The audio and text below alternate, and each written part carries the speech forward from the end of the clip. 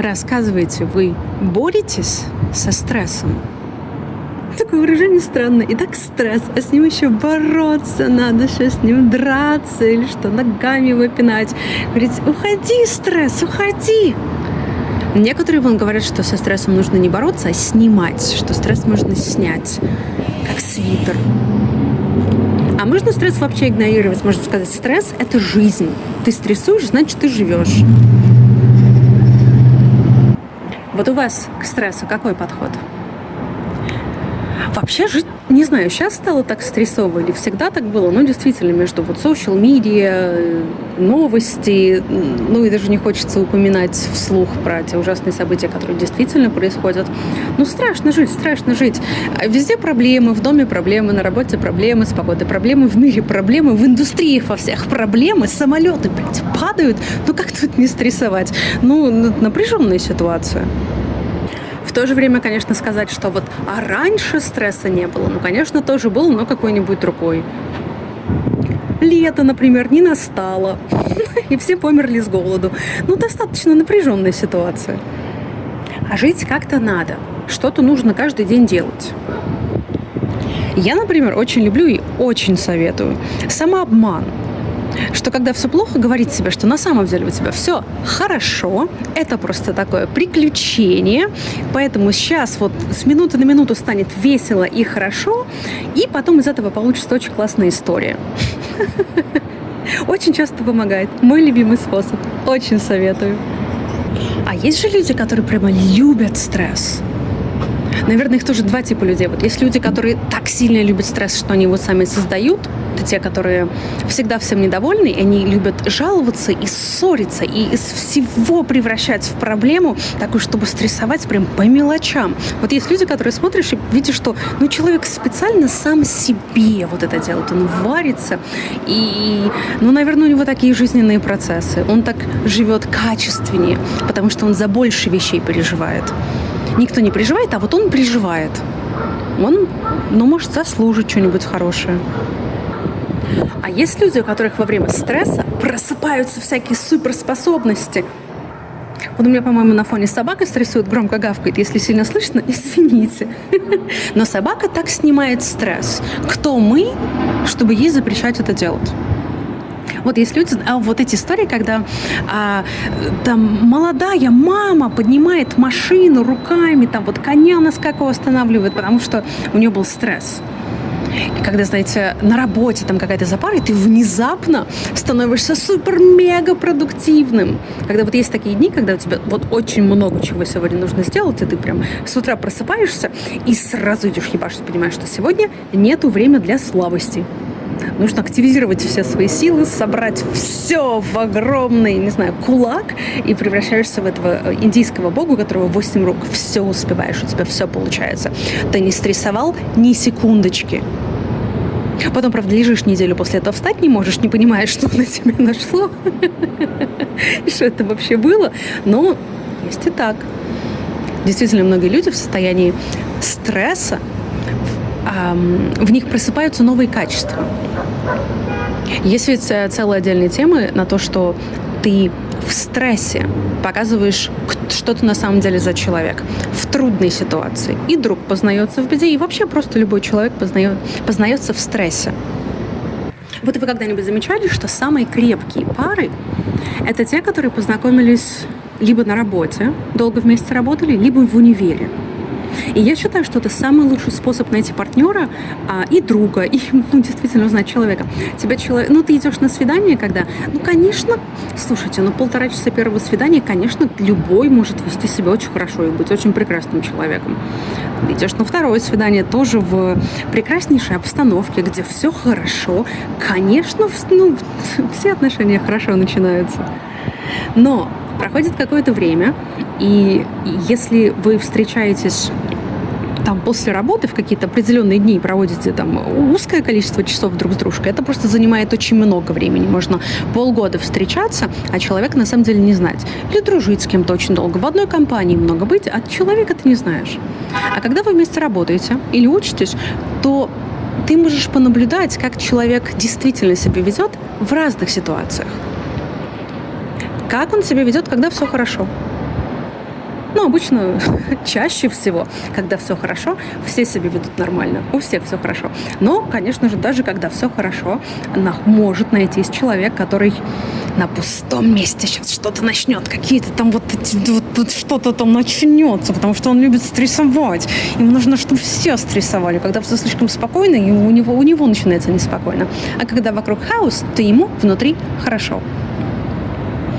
Есть такие люди. Вы все их знаете. И это страшные, опасные люди, потому что они так много и часто это делают, что не научились делать это незаметно.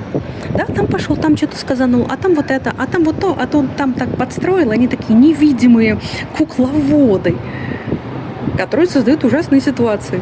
Но главное, вот, чтобы их за это не поймали. Потому что пару раз, наверное, такие люди в жизни получали каких-то пиздюлей. И потом такие, так, я все равно хочу, чтобы вокруг меня все были несчастные, но чтобы я в этом не был виноват. Страшные, опасные люди. И в стрессовых ситуациях, которые, неважно, кто-то создал или не сами, кто-то создал намеренно, либо они сами получились, ты можешь понаблюдать за поведением других людей. Как человек ведет себя в стрессовой ситуации. Падает ли он в грязь лицом перед тобой? Хотя тоже нечестно так говорить перед тобой. Ну, каждый человек делает, как ему надо, но когда очень резко меняется картинка человека между тем, когда все было хорошо, и когда наступил стресс. Очень многие действительно показывают свои низменные качества. И тут уже ты не знаешь, за что именно человека осуждать. В принципе, ну вот природа у него такая, он вот такой, он реагирует вот так. С другой стороны, низменные качества из себя можно было уже и искоренить к определенному возрасту. Очень складывается новое впечатление о человеке, когда ты наблюдаешь за ним в стрессовой ситуации. И вот если вы вместе работаете, либо вместе учитесь, и раз за разом вы действительно друг друга узнаете с разных сторон,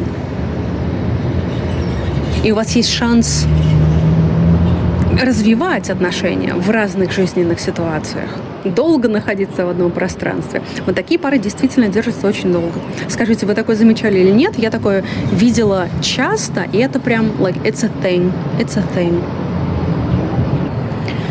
В основном, конечно, стресс модно снимать. Что стресс можно с себя снять. Что, мол, если ты почувствуешь его приближение, то лучше не допустить его слишком близко к себе, в сердце, в душу или во что-то, на что надевается стресс, чтобы он не вызывал твоих низменных реакций, чтобы он не отвлекал тебя от других частей твоей жизни, которые начинают страдать, когда ты стрессуешь из-за чего-то одного. У кого проблемы на работе? Во-первых, поднимите руку, у кого никогда не было проблем на работе, чтобы мы вас заплевали все. А так, когда у тебя проблемы на работе, ты что перестаешь делать? Уделять внимание всем остальным частям своей жизни. И оказывается, способ умнее – это стресс с себя снимать, чтобы не доводить до тех ситуаций, когда стресс где-то начинает влиять на те сферы твоей жизни, где стресса на самом деле нет. Теперь ты туда приходишь, ты там создаешь, стресс. Поэтому нужно что? Достичь сначала дзена, а потом сделать этот дзен своим таким дефолтным состоянием. И как только что-нибудь извне начинает негативно влиять на твое состояние дзена, тебе тут же нужно моментально это все снимать. Скорее всего, проявлением сострадания к другому человеку или к ситуации, но чем в последнее время все снимают стресс? Йога, медитации, забота о себе и спорт. Другими словами, ляг, полежи, вкусно поешь и поклацай что-нибудь интересное. Но он может 3 раза пресс качнуть. Я вообще считаю, что лучше пресс качнуть 3 раза, чем 0 раз. Это спорт. Очень советую способ положить коробку конфет на другом конце кровати, чтобы за каждой конфетой тебе нужно было подниматься. Все. И спорт, и медитация, и здоровый образ. Да? В Америке, и расскажите, как в других странах, я не знаю, в Америке за пару лет, наверное, до пандемии всех повернуло на спорте. Прям очень повернуло на спорте. Мне кажется, американцев так зачморили за то, что они все жирные, что они такие, блядь, знаете что? И мое мнение, что государство пошло, договорилось с Nike, с Adidas, со всеми производителями кроссовок и этих самых, такие, ребята, вы хотите же больше продаж?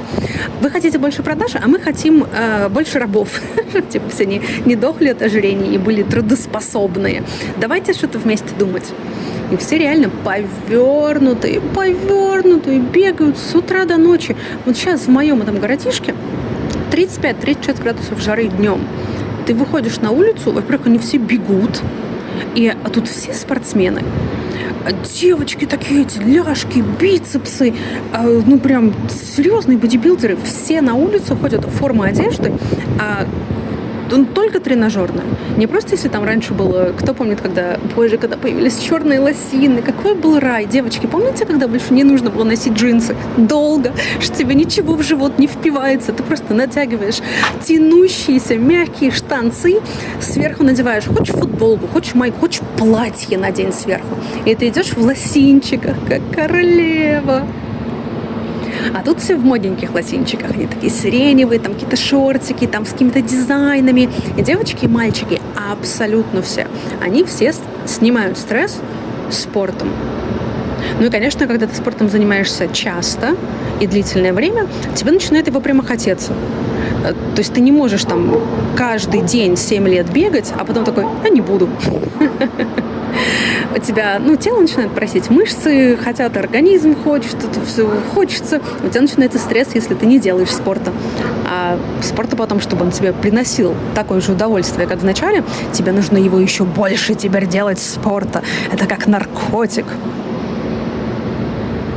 Это я прихожу к такому выводу, когда смотрю на девчонок, которые очень сильно накачанные. У них прямо там минимальный какой-то слоек жирка, а все остальное это мышцы. Но это же как началось? Тоже не за день так, наверное. Ты начинаешь с заботой о себе, начинаешь, наверное, с аэробики. Включаешь видео с 80-х, надеваешь уже цветные лосины, повязку на голову, бежишь быстро в парикмахерскую, делаешь себе химию на голове, и это начинаешь тын-тын-тын-тын. Потом тебе тын-тын перестает хватать. Такое, что можно? Приседать и отжиматься. В всяких странных позах йоги стоять. Тоже это уже какая-то не йога, а акробатика. Уже страшно идти на какие-то занятия йогой. Йога это вообще... Сейчас поговорим о том, что такое настоящая йога.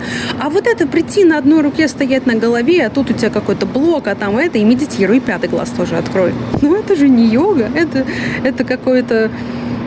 Мне кажется, то, что мы все делаем сейчас под названием йога, войдет в историю как самый отдельный вид спорта.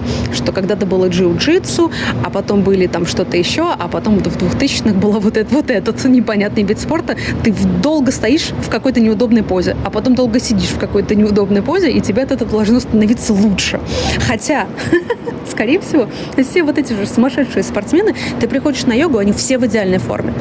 То есть этот человек только что там переворачивал какие-то шины, натаскал гантели, пробежал марафон, поэтому, конечно, он приходит на йогу, ему не хочется там это, как мне, например, медленно, плавно рукой сделать вот так, а потом посмотреть налево. Конечно, ему хочется еще больше трешака, потому что если ему что-то не приносит боль и неудобства, то это значит, он не снимает стресс. Ему стресс нужно снять. Во многих восточных формах, я даже не знаю, как это назвать, да, это не боевые искусства, вот йоги, ушу, джиу-джитсу, в учениях о какой-то физической энергии. То есть они все изучают чакры, они абсолютно все позы тела и мудры, позы рук, они абсолютно все предназначены на восстановление энергии. Энергии ци, энергии джин и какие еще у нее есть названия. Напишите, кто знает еще какие разные названия из разных культур вот этой жизненной энергии.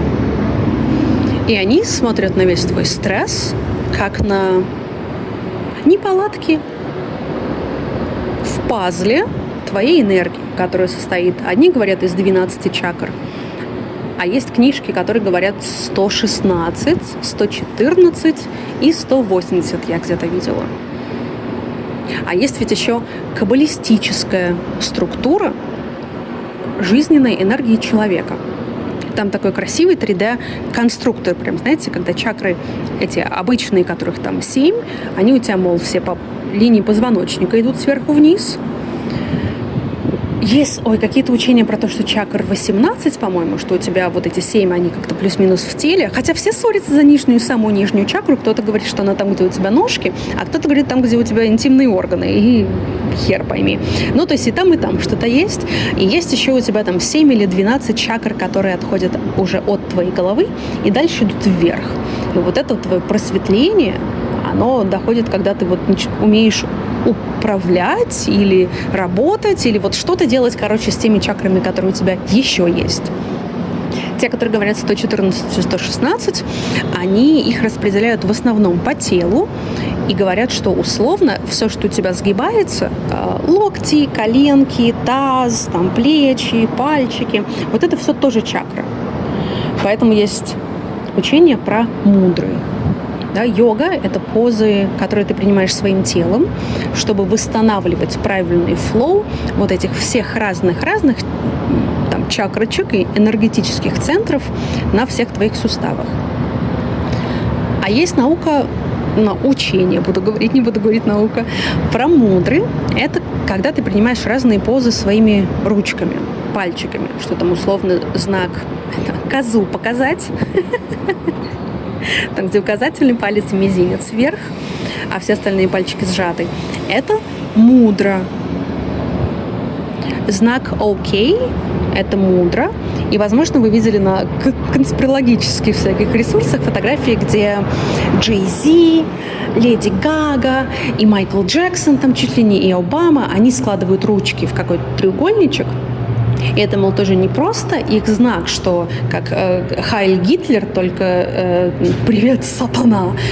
А более того, это часть вот этих секретных знаний, что потому что они управляют там, хер знает, что они еще делают, и вот они складывают ручки, и вот согласно учению о мудром, у тебя в ручках тоже течет энергия, и ты, мол, телом ты восстанавливаешь свой баланс, а ручки, когда ты складываешь, то ты чуть ли не можешь там реальностью управлять, а ты вокруг себя можешь складывать, ты можешь вокруг себя складывать такие обстоятельства, которые тебе нужны. У меня есть, кстати, книжка про мудрых, я вам где-нибудь показать фотографии, очень интересно. Но вот во всех этих учениях они говорят, что стресс и все твои какие-то неполадки и в жизни, и в настроении – это поломка того, что можно условно починить, если ты постоишь вот так и посидишь вот так. Почему нет? В принципе, когда у тебя совсем какой-то же пиздец, то и ты уже все, что мог, сделал, и ты уже не знаешь, что тебе делать.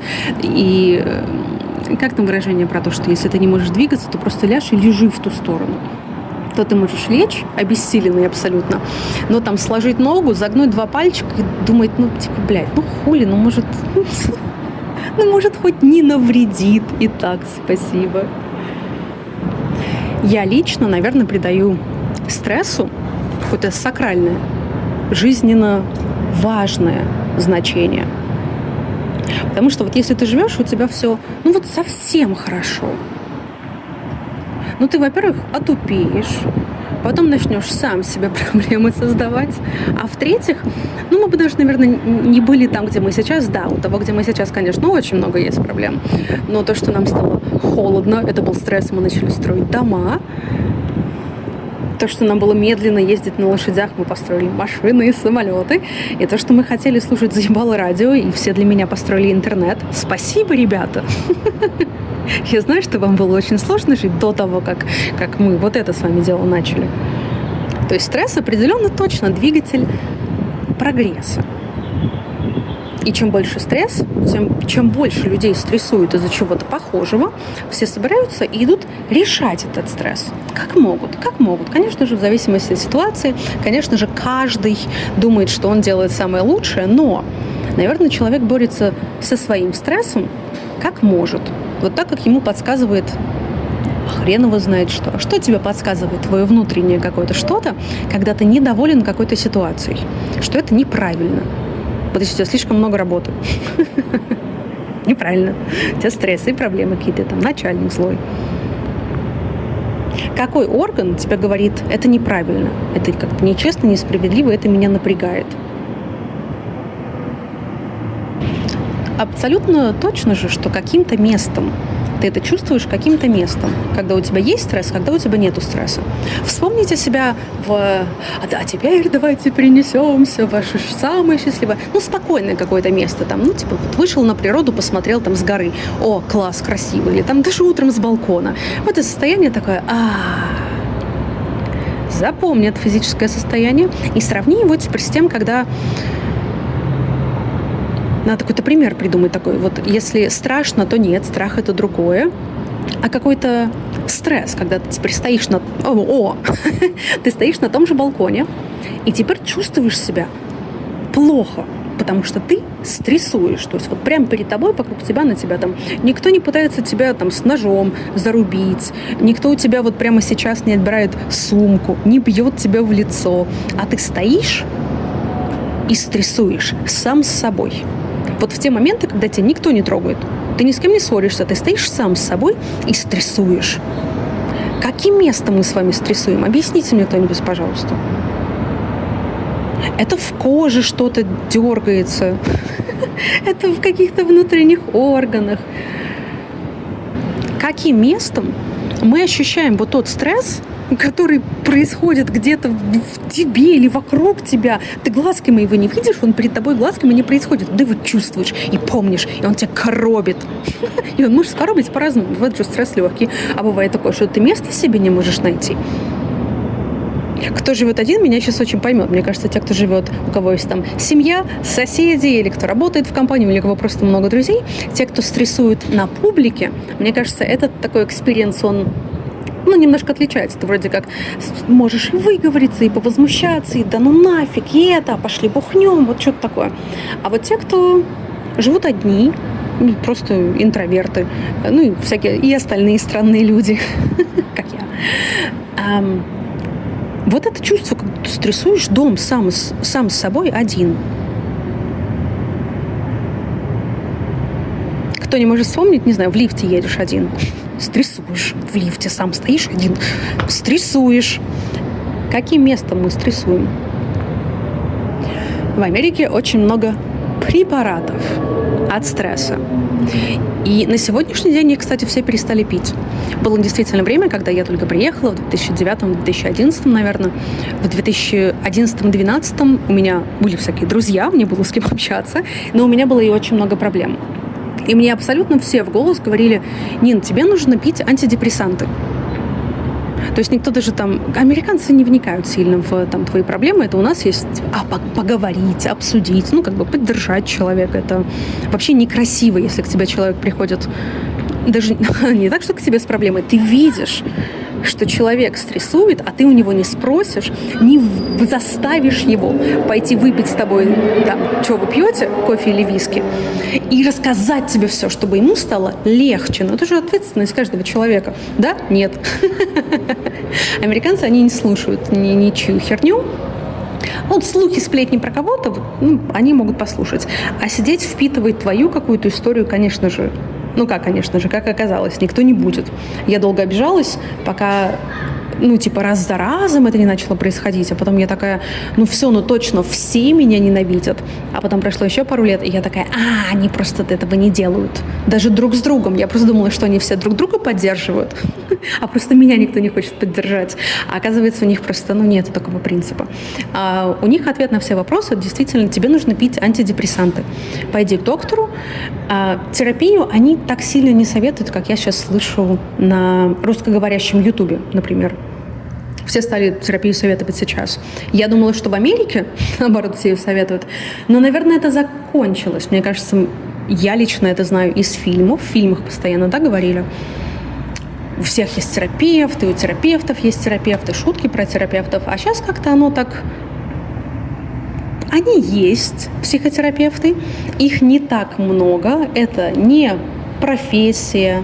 Я знаю только одного психотерапевта, это тот, к которому я ходила.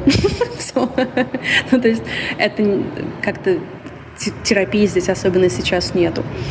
Потому что есть много лекарств, которые работают быстрее, стоят дешевле и занимают меньше твоего времени, чем ты будешь ходить куда-то, таскаться на какие-то приемы или сидеть перед компьютером, делать терапию. Это вообще, это очень странно. А так ты можешь просто выпить таблеточку. Но так как большинство этих таблеточек были сделаны не очень продуманно, то их все активно очень пили и уже перепили, и уже такие: ой, блядь, все. Вот прямо они всей страной такие сказали: ой, блядь, все. Потому что их было много разных антидепрессантов. Есть какие-то SSRI, те, которые там одни блокируют то-то, а другие помогают выделению того-то. Очень сложно. Кстати, тем же химиками были придуманы, на которых я только недавно ругалась в другой записи. Короче, что там какие-то полуэксперимента, ну, как новые изобретения. Мы придумали вот такую молекулу, тут такой механизм, что вот этот идет внутри твоего организма, у тебя то ли в мозгу, то ли в крови перестает принимать там вот этот рецептор, вот эти штуки. Да, как там блокеры допамина. С допамином мы что делаем? Они его блокируют или, наоборот, его выделяют больше? И с одной стороны, ну, типа, да, прикольно, когда тебе очень хреново, ты уже думаешь: блядь, дайте мне уже любую таблетку, просто что-то, и я буду это пить. Ну, а так, по сути, ну, ты там знаешь, твой рецептор, он даже, наверное, природой как-то придуман, чтобы делать то, что ему надо. А потом думаешь: бля, ну и аппендицит вроде как тоже природой придуман, ну, хрен его знает. Но, короче, через какое-то время в Америке начали появляться очень, прям смешные шутки с побочными эффектами разных антидепрессантов.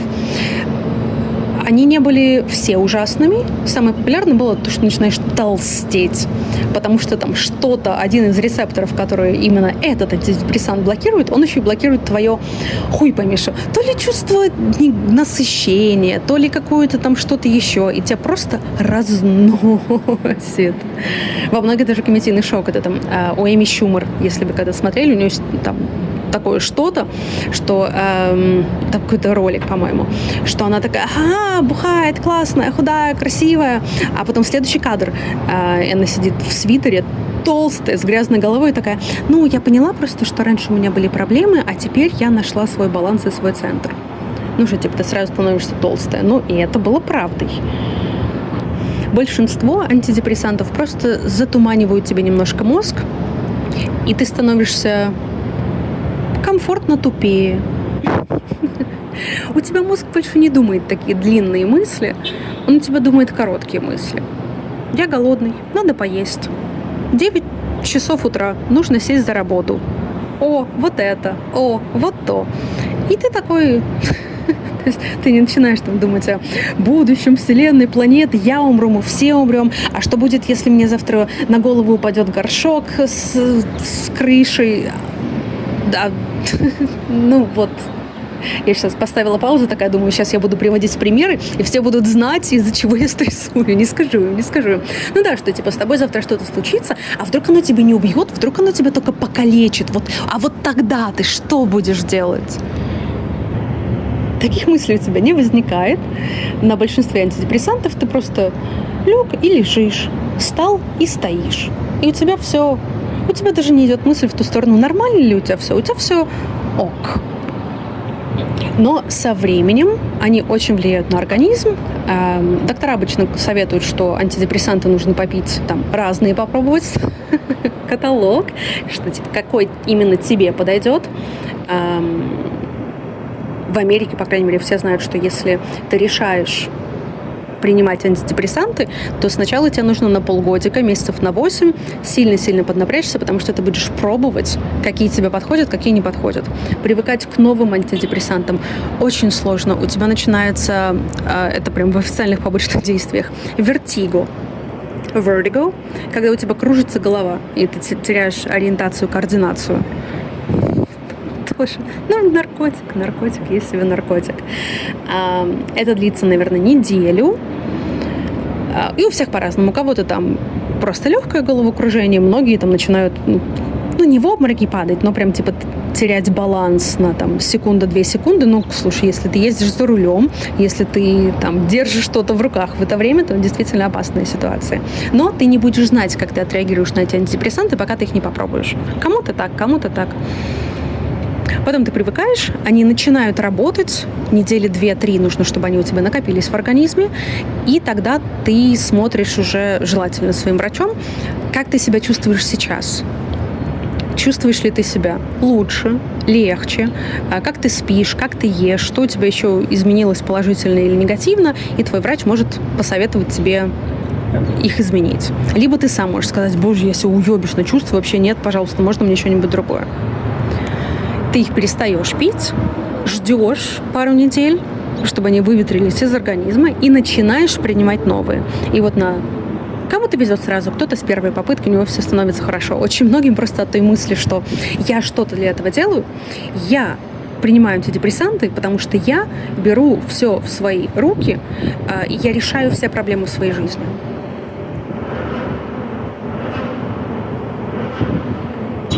А многие действительно приходят с одних на другие, пробуют разные и потихонечку находят что-то, что для них работает. Потому что, конечно же, длительный стресс – это что? Это депрессия. Но сейчас в Америке действительно все перестали пить антидепрессанты. У них слишком много побочных эффектов, они занимают долго, ты их какое-то время пьешь, потом перестаешь, и проблемы в своей жизни все равно нужно решать. Но это не значит, что американцы перестали принимать вообще все что угодно. Американцы перестали пить давненько, года 3 назад. Знаете, когда, наверное, в середине пандемии многие американцы действительно поняли, что они очень много пьют. В начале пандемии, все начали бухать, и американцы начали бухать. И когда ты бухаешь дома долго... Расскажите, кстати, кто бухал дома сам в пандемию? Я просто в пандемии уже тоже не пила. Расскажу сейчас, почему. И народ прям побросал. Такие, дома выпить одному можно иногда, а теперь мы дома пьем каждый день, а большинство из нас живут там, в одиночку. То не оно. И все перешли на травку. В Америке во многих штатах декриминализировали травку. Ее и так можно было везде купить, а теперь декриминализации, они ее очень долго обсуждали. Я думаю, вам в голову тут же пришли все за и все против, и все последствия, такие же, как что такое легализировать проституцию. Но по результату, то есть все очень долго боялись, они делали очень осторожно, там какие-то лицензии давали, там кого-то нужно было из тюрьмы теперь повыпускать. Но по результату сделали хорошо, сделали осторожно, все зарабатывают. И самое главное, что произошло в мире травки с тех пор, как ее легализировали, это то, что ее практически перестали продавать как травку. На каждом углу в Америке, в каждом городе, где можно и где нельзя, появились магазинчики с edibles. Расскажите, там, где вы живете, продаются ли такие? Потому что я такое вижу только в Америке. Мишки гамми, конфетки, шоколадки, газировки, пицца, edibles. Они берут, по рассказам, я не знаю, как это работает на самом деле, но знаете, как раньше делали edibles? Если вы когда-нибудь делали, расскажите рецепт. Ты мог там что-то сварить, запечь, взять самую настоящую, сухую засушенную травку или там шишечки, у кого что, и сделать из них что? Брауни, сделать из них печеньки и вот такое, что ты можешь съесть. То сейчас, так как это легально, там выпускали законов, стандартов, как что, и какая там есть разные молекулы. Вот есть CBD, это то, что расслабляющее. Есть THC, это то, что, я не хочу говорить глючит, но активный препарат. Есть какая-то молекула дельта-8, сейчас появилась молекула дельта-9, и во всем есть дозировка. Все в очень красивых пакетиках. Красивые сейчас начали вообще женские делать. Я недавно снимала шорт, посмотрите. Коробочка в цветочке, она такая элегантная. И газировочка тоже вся в цветочке, но вкусненькая, но сладенькая. А в маленьких конфеточках по 10 миллиграмм там типа чего-то. Вот они тебе пишут, какого размера то, что ты ешь, сколько в нем чего. Я, например, люблю Дельта 8 и Дельта 9. CBD – это такой, от которого хочется спать. THC – я не знаю, чем он отличается от Дельта 8 и Дельта 9. Мне все одинаковые. Но это относительно недавно, это абсолютно новейшая индустрия. Люди зарабатывают, потому что многие просто делают себе микродозинг. Я жила в Бостоне в 2016 году. И Бостон, Массачусетс, был одним из первых штатов, где травку прямо легализировали. Они такие, все, нашим студентам Гарварда и MIT нужно чем-то, хоть как-то расслабляться после их занятий, наверное. И были магазины настоящие с травкой, но так как, опять же, легально, там есть законы и типа нормы и сорта, то я стала огромнейшим снобом по травке. Есть сорта стандарты, вот так же, как сорта яблок, только сорта травки. Какие-то из них называются сатива, какие-то индиго. И у них разное действие. И разные сорта, которые относятся к сорту сатива, действуют по-разному. И у тебя действительно появляется возможность разбираться в травке. Что такое разбираться в травке? Ну, там раньше, когда я в школе училась, в универе, травка была какая? Хорошая и никакая. И если кто-то тебе говорит, о, вот эта травка, она хорошая. Или там, а вот это, вот того чувака я брал, она никакая. Ты думаешь, о, разбирается человека. Ну, разбирается. Хорошая и никакая. А тут я... И любой человек может прийти и сказать, а у вас есть, пожалуйста, Purple Haze Sativa, а где вы заказываете в Орегоне? Ой, нет, а у вас есть что-то, что было выращено в Айдахо? А это в этом году или в прошлом было? А оно у вас засушенное или запеченное? А покажите документацию. Можно было действительно все это спросить и попросить. И даже на сегодняшний день всякие edibles делают это маленькие компании, прямо Coca-Cola, например, не делает.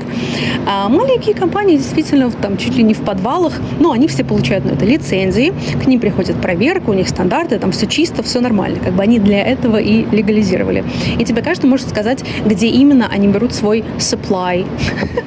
Раньше, узнай, где твой дилер, что-то у кого-то берет. Попробуй узнать, и убьют за это. А сейчас вон все, пожалуйста. Fair trade называется. Чтобы ты знал, откуда, на какой ферме выращивали твои помидоры и на какой ферме выращивают твои наркотики. Стыдно и неответственно не знать, где произвели твои наркотики. Но лично я считаю, что со стрессом, во-первых, я считаю, что абсолютно каждый человек должен сам себе подбирать способы борьбы или снятия, или отношений, способы отношений со стрессом. И, наверное, в зависимости от того, какой это стресс, на него нужна разная реакция. С возрастом, с переездами, с изменениями твоей личности, твоего характера тоже все будет меняться. Раньше можно было, скорее всего, наверное, самый наглядный пример, что раньше пойти напиться, потусить в молодости. А сейчас полежать. Я очень люблю заедать стресс, например. Вот легкий стресс я люблю заедать. А настоящий стресс я предлагаю разбираться. Каким бы органом мы с вами ни ощущали наличие или отсутствие стресса, факт остается фактом. Стресс приносит нам неудобства. Ты его чувствуешь в своем теле. Он влияет на твою жизнь негативно. Поэтому очень важно что-то с этим сделать. Расскажите про переломные моменты. Обычно это самые интересные истории из жизни людей. Когда ты в какой-то момент понимаешь, да Коля, да сколько, блядь, можно? И берешь и выносишь изменения. Уходишь, увольняешься, покупаешь или продаешь. То есть ты находишь суть твоей проблемы, ты находишь, кто или что виновато, сколько же можно это терпеть. Я не знаю, что это, но этому приходит конец прямо, блядь, сейчас. Ну, конечно, возможно, если там снимать этот стресс и бороться с ним до этого и не доводить ничего до таких ситуаций, то, наверное, этот способ, конечно, лучше. Но если стресс уже есть, если он уже появился, если ты упустил момент первого стресса, может, ты был отвлечен каким-то другим стрессом, и тебе теперь начался вот этот стресс, ты не увидел, ты не успел его снять, ты другой надевал только в это время, то очень важно как можно скорее, как можно безопаснее и с наиболее лучшим последующим развитием событий для себя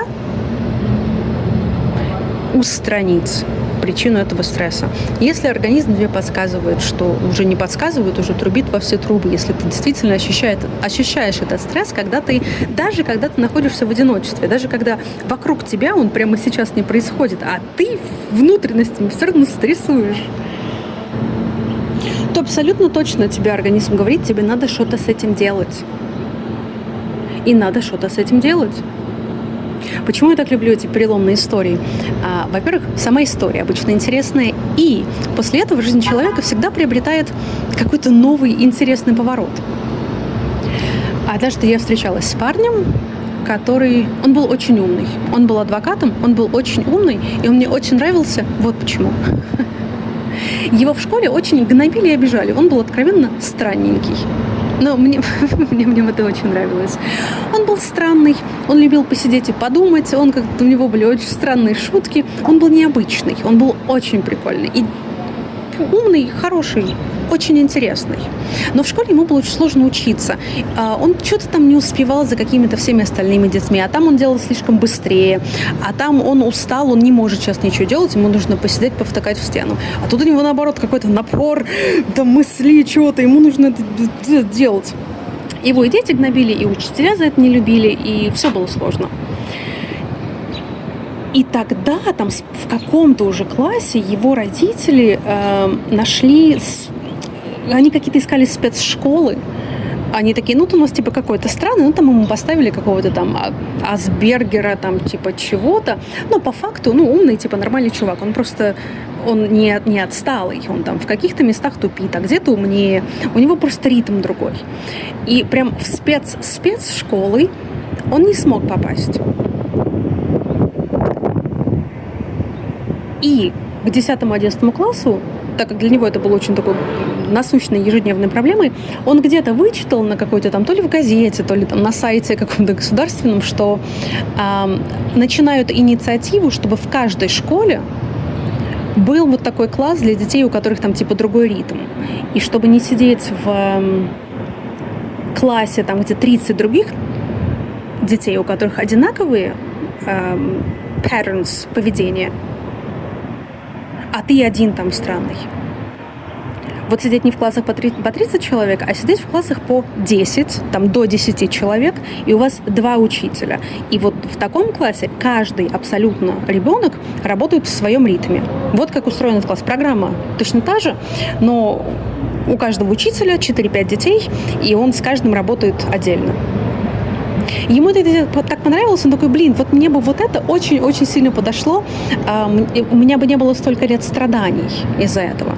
И он решил стать адвокатом, и он работает сейчас только вот поэтому. Он помогает там, ходит в школы, заставляет, чтобы они это делали, потому что там не все это делают, ходит, разбирается со всякими родителями, помогает всем подать какие-то документы. А вот он вот этот свой стресс решил решать вот так. Он говорит, на адвоката же долго учиться, ты когда учишься, конечно, не работает. И он говорит, у меня в планах вообще не было, но мне это все так, воспоминания, этот PTSD, ПТСР, как по-русски, меня это так тревожило, что я решил, что мне обязательно нужно что-то с этим делать. И решил сделать хорошее дело. И это прекрасный пример того, как когда ты решаешь, доколе стресс, сколько же это может продолжаться, и начинаешь активно очень что-то в эту сторону делать, даже если это займет всю жизнь, твоя жизнь кардинально меняется в положительную сторону в плане отсутствия стресса. Что ты знаешь, что он до сих пор есть. Ты знаешь, что эта проблема есть, она тебя до сих пор тревожит. Но ты каждый день с ней борешься. Есть какой-то стресс легкий, который можно посидеть, помедитировать. Можно чаю попить, и он пройдет. Для какого-то стресса нужно побежать на пробежку. Даже ты ни разу не бегал, там упадешь 5 раз. Но ты вышел там хоть в магазин за сигаретами, быстро идешь. Хоть так. Какой-то стресс можно снять физически. Какой-то стресс можно снять через творчество. Какой-то через ссору.